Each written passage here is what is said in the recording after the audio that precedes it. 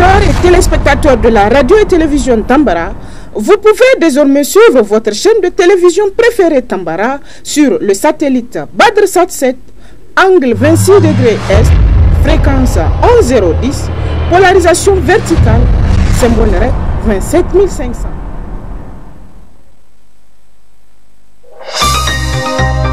Suivez le journal avec STM Transport Voyageurs, une nouvelle façon de voyager.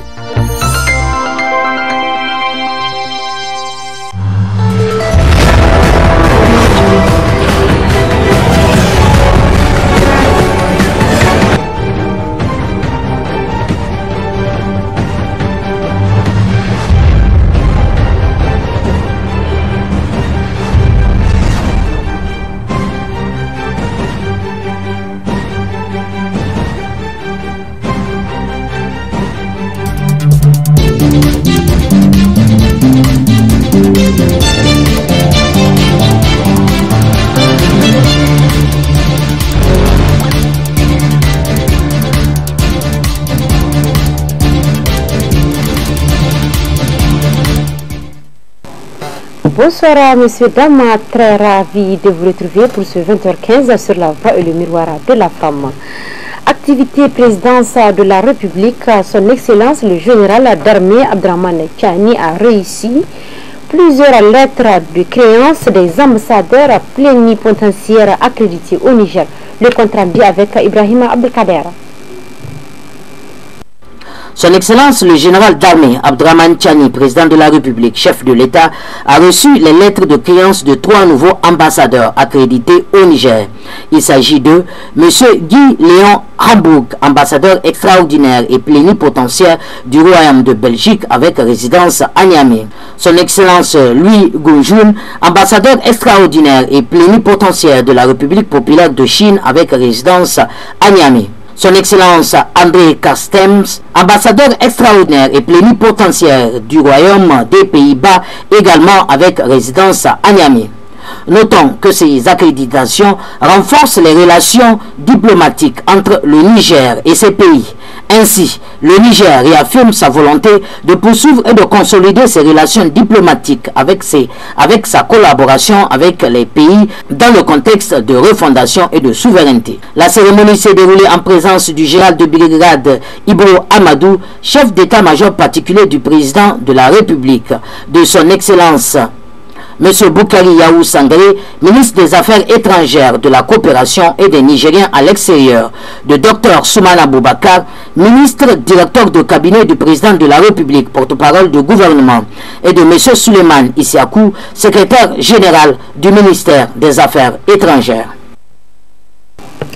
Cette édition d'information nous amène à Tawa où la clôture de la conférence des cadres de l'administration territoriale tenue dans la région ce jeudi 11 septembre 2025 sur les orientations claires et une mobilisation nationale pour traduire la vision de l'État en action concrète dans les mois à venir. Des précisions de cet élément de nos correspondants depuis la région. Cérémonie de clôture de la conférence des cadres de l'administration territoriale ce jeudi 11 septembre 2025 sous la présidence du ministre d'État, ministre de l'Intérieur, de la Sécurité publique et de l'administration territoriale dans la salle de l'auditorium de l'université Jubo Hamani d'Ottawa. Après 3 jours de travaux, les participants ont procédé à des lectures de motions de remerciement, des recommandations et un communiqué final. Dans l'auditorium de l'université du Hamani d'Ottawa, les participants à la conférence des cadres de l'administration territoriale, constatant la léthargie de la tenue de la conférence des cadres de l'administration territoriale depuis 11 ans, se félicite de la reprise de cet important cadre de brassage, d'échange et d'orientation indispensable pour la bonne gouvernance. À cet effet, les participants adressent leurs sincères remerciements au ministre d'État, ministre de l'Intérieur, de la Sécurité publique et de l'administration du territoire, le général de division Mohamed Toumba, pour l'initiative de la relance de cet important rendez-vous des cadres de l'administration territoriale du Niger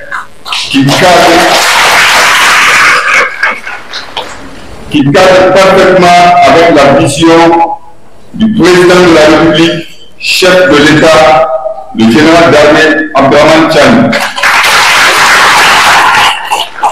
Et pour sa totale disponibilité durant le processus de préparation et de la tenue des travaux fait à Tawa le 11 septembre 2025 la conférence. Considérant le processus de la refondation en cours au Niger, ainsi que les missions dévolues au cadre de l'administration territoriale, considérant les différentes thématiques développées au cours de cette conférence, vu la nécessité de trouver des solutions urgentes à certaines préoccupations soulevées, recommande au gouvernement poursuivre les efforts de sécurisation et de stabilisation des zones affectées par le terrorisme, mener des actions d'envergure contre les trafics de drogue, d'armes et de carburant, la tenue régulière de la conférence des cadres de l'administration territoriale chaque année, poursuivre la sensibilisation à l'endroit des communautés afin de prévenir les conflits, de renforcer la paix et la cohésion sociale, renforcer la coopération transfrontalière pour garantir la stabilité et préserver nos intérêts, suivre et renforcer le lien de partenariat avec les organisations non gouvernementales et les partenaires au développement, dynamiser les filières économiques de l'agriculture irriguée et de l'élevage intensif. Le ministre d'État, ministre de l'Intérieur, de la Sécurité publique et de l'administration du territoire, le général de division Mohamed Toumba, a quant à lui procédé au discours de clôture des travaux des cadres de la conférence de l'administration territoriale du Niger, édition 2025. Notez que la prochaine édition de la conférence des cadres de commandement est prévue à Maradi en 2026. De retour à Niamey où la conférence de presse organisée par l'autorité de régulation des communications électroniques et de la poste ARCEP s'est tenue ce même jeudi 11 septembre 2025 dans ladite siège sur l'utilisation de Wi-Fi Starlink. Retrouvons Ibrahim Abdelkader. Ce point de presse a été organisé par l'autorité de régulation de communication électronique et de la poste ARCEP ce 11 septembre 2025 pour présenter la réglementation de l'utilisation de la zone Wi-Fi sur toute l'étendue du territoire national.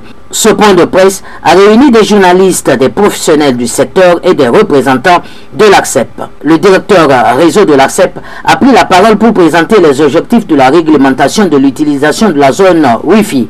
Il a expliqué que cette réglementation vise à garantir la sécurité et la confidentialité des données des utilisateurs, ainsi prévenir les abus et les utilisations malveillantes de la technologie Wi-Fi. Il a également souligné que l'ARCEP travaille en étroite collaboration avec les opérateurs de téléphonie et les fournisseurs de services Internet pour assurer la mise en œuvre effective de cette réglementation. L'objectif visé par le gouvernement est de contribuer à la réduction de la facture numérique, notamment dans les zones mal desservies par les réseaux terrestres, avec la possibilité de disposer de connexions fiables, rapides et accessibles. Cependant, la mise en œuvre de cette licence et les utilisations qui en résultent doivent se faire dans le strict respect des tests réglementaires en vigueur. Mais depuis quelques semaines, l'ARCEP a constaté un déploiement massif et progressif de Wi-Fi zone via des connexions Starlink généralement au mépris de la réglementation en vigueur. En plus d'opérer en contradiction avec les tests réglementaires, ces Wi-Fi zones sont souvent source d'atteinte à l'ordre public. En attestent plusieurs plaintes reçues par l'État, par l'ARCEP pour cet objet.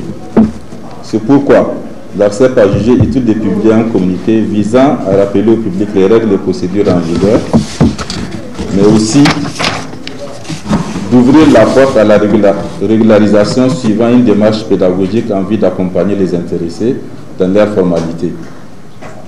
En effet, les déploiements constatés s'exercent à travers la revente de services Internet sur des domaines privés ou d'accès à Internet via des liaisons radioélectriques qui empruntent le domaine public. Pourtant, des procédures d'autorisation existent pour l'un ou l'autre cas pour tout acteur souhaitant offrir légalement les services énumérés. Ces procédures sont simples,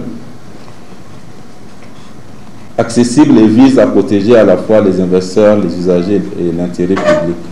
Pour le premier cas, c'est-à-dire la revente en domaine privé, la réglementation requiert une simple déclaration auprès de l'ARCEP, nécessitant le paiement des frais d'étude de dossier de 59 500 francs CFA, toutes taxes comprises, et 5 000 francs CFA de redevance annuelle. Pour le second cas, qui consiste à utiliser des fréquences dans le domaine public, en vue d'offrir l'accès à Internet, la loi oblige l'obtention d'une licence avec une procédure assouplie qui ne nécessite pas d'appel d'offres. La fixation de la contrepartie financière relève des compétences du gouvernement qui, par le passé, a perçu un montant de 5 millions de francs CFA pour cette catégorie de licences. Il convient de préciser tout de même que les personnes abonnées à Starlink et qui utilisent leur connexion pour des usages privés ne sont pas concernées par ce communiqué. Notre objectif n'est pas de freiner l'initiative privée ni de bloquer l'innovation. Bien au contraire, nous encourageons le développement des services d'accès à Internet dans le respect des règles pour garantir l'équité, la sécurité et la qualité des services pour tous. En outre, l'ARCEP reste disposée en cas de nécessité à proroger le délai d'un mois accordé au public pour se régulariser. Nous invitons donc tous les acteurs concernés à se rapprocher de nos services pour se régulariser, selon qu'il s'agisse d'une simple déclaration ou d'une demande de licence en fonction de la nature de l'activité. Après la présentation du directeur réseau, les journalistes et les participants ont eu l'occasion de poser des questions et les questions ont porté sur les détails de la réglementation, les sanctions en cas de non-conformité et les mesures prises pour protéger les droits des utilisateurs. Les représentants de l'ARCEP ont fourni des réponses détaillées et précises, soulignant l'importance de la réglementation pour garantir la sécurité et la confiance de l'utilisation de la technologie Wi-Fi. Les principales questions posées ont concerné les points suivants. Quels sont les objectifs de la réglementation de l'utilisation de la zone Wi-Fi? Quelles sont les sanctions en cas de non-conformité de la réglementation? Comment l'ARCEP compte-t-elle protéger les droits des utilisateurs de la technologie Wi-Fi? Quels sont les défis et les opportunités liées à la mise en œuvre de cette réglementation? Les réponses ne se sont pas fait attendre. Ils ont pu souscrire leur abonnement à Starlink. Ils ont peut-être pu constater qu'on ne peut pas aller au bout du processus sans se faire identifier. Donc il faut une carte d'identité nationale, en tout cas une pièce d'identité nationale, pour pouvoir avoir la connexion avec Starlink. Et les Wi-Fi zones, qu'est-ce qu'on constate aujourd'hui? Celui qui a pris l'abonnement auprès de Starlink permet à d'autres de venir utiliser sa connexion à lui. Et ces personnes-là peuvent s'adonner à des utilisations nuisibles, notamment pour la sécurité publique. Je crois que vous avez pu voir à un certain moment sur les ondes que certaines personnes ont utilisé le réseau de Starlink pour s'attaquer aux forces de défense et de sécurité. Donc de cette même manière-là, des abonnés aux Wi-Fi zones qui n'ont pas été identifiés auprès de l'opérateur Starlink peuvent le faire sans être tracés. Donc c'est ça la principale implication sécuritaire que ça pose. Le deuxième intervenant voudrait savoir pourquoi, a posé 2 à 3 questions. D'abord, pourquoi on n'a pas sensibilisé le public avant l'arrivée de Starlink.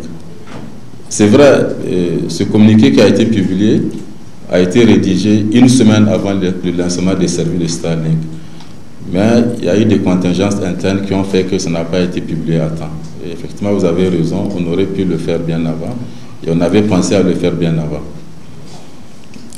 Il a également posé la question de savoir comment est-ce que l'ARCEP compte mettre de l'ordre par rapport à cette activité. Donc, pour le moment, nous adoptons une démarche pédagogique. On sait que les gens sont dans l'illégalité, mais c'est parce qu'en majorité, ils méconnaissent l'alimentation en vigueur. Donc nous allons les accompagner à se régulariser, en tout cas pour ceux qui veulent se régulariser, On a donné un délai d'1 mois, et spécifié un délai d'1 mois dans le communiqué. Nous sommes prêts à prolonger ce délai d'1 mois-là, justement pour accompagner les gens à se régulariser. Au-delà de ça, l'ARCEP a prévu des campagnes de sensibilisation et à Niamey à l'intérieur du pays. Mais au-delà du délai qui sera accordé, il y aura des contrôles, des campagnes de contrôle qui seront initiées et à Niamey à l'intérieur du pays. Et en ce moment-là, les contrevenants qui seront pris vont répondre en tout cas conformément à ce que les tests ont prévus. Le point de presse de l'ARCEP a permis de présenter la réglementation de l'utilisation de la zone Wi-Fi sur l'étendue du territoire national et de répondre aux questions des journalistes et des participants. L'ARCEP a souligné son engagement à garantir la sécurité et la confidentialité des données des utilisateurs, ainsi que prévenir les abus et les utilisations malveillantes de la technologie Wi-Fi. Cette réglementation est un pas important vers la protection des droits des utilisateurs et la promotion d'un environnement numérique sûr et sécurisé au Niger. Une séance de sensibilisation organisée par les femmes engagées pour la sauvegarde de la patrie de la commune rurale de Tagzar s'engage aux côtés du CNSP pour la défense de notre souveraineté dans une AES forte, unie et solidaire, avec l'appui des femmes engagées pour la sauvegarde de la patrie FESPA hier mercredi 10 septembre 2025. Suivez cet extrait de la coordinatrice du FESPA.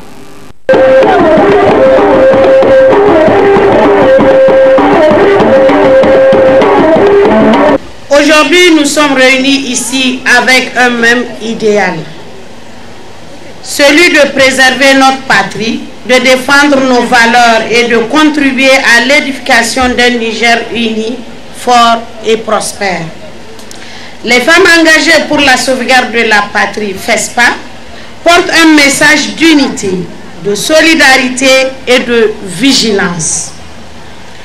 Nous vous exhortons à rester mobilisés derrière nos autorités de transition, à cultiver la paix et à rejeter toutes les tentatives de division. Car une population divisée est une population affaiblie, mais une population unie est invincible.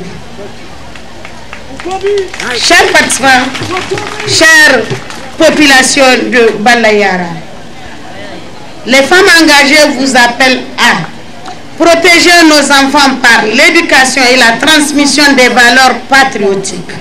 Soutenir nos forces de défense et de sécurité dans leur mission de protection, dans leur noble mission de protection du peuple et du territoire. Favoriser la cohésion sociale et la tolérance entre communautés. Œuvrer pour le développement local à travers l'entraide et le travail. C'est dans ce cadre que nous avons l'honneur de mettre en place le bureau communal des femmes engagées pour la sauvegarde de la patrie de Balayara afin de renforcer notre présence, mieux coordonner nos actions et être à l'écoute des préoccupations de toutes les femmes et de toutes les familles de Tagaza. Chère population de Balayara, sachez que la patrie compte sur chacun de nous. Ensemble, nous défendrons nos terres, nos richesses, notre dignité et l'avenir de nos enfants. Vive Balayara, vive les femmes engagées, vive le Niger uni et souverain, vive l'AES. Je vous remercie.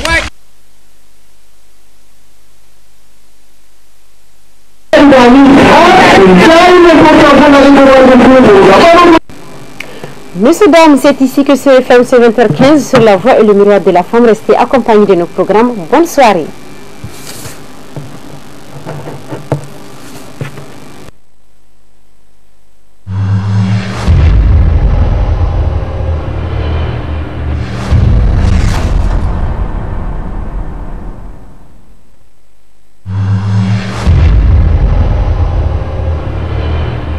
Chers auditeurs et téléspectateurs de la radio et télévision Tambara, vous pouvez désormais suivre votre chaîne de télévision préférée Tambara sur le satellite BadrSat 7, angle 26 degrés Est, fréquence 11010, polarisation verticale, symbole REC 27500.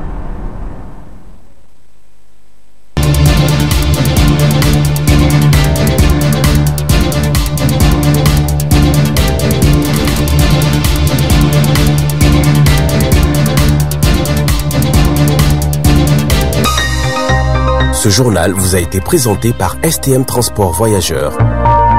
Une nouvelle façon de voyager.